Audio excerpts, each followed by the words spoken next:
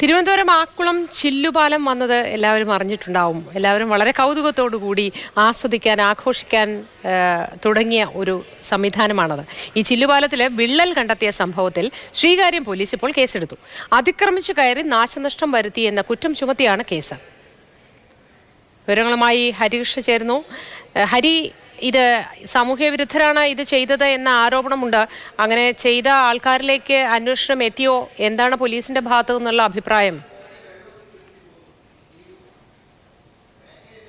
Akkulam tourist വില്ലേജിലെ glass പൊട്ടിയത് മുൻപ് നിർമ്മാണം പൂർത്തിയാക്കിയതാണ് ഈ വിനോദസഞ്ചാര വകുപ്പിന് കീഴിലെ ആദ്യത്തെ ഗ്ലാസ് ബ്രിഡ്ജ് തുറന്നു നൽകാൻ നേരത്തെ 2 തവണ തീരുമാനം എടുത്തിരുന്നു. പക്ഷേ ആദ്യം ഫെബ്രുവരിയിലും പിന്നെ മാർച്ചിലും.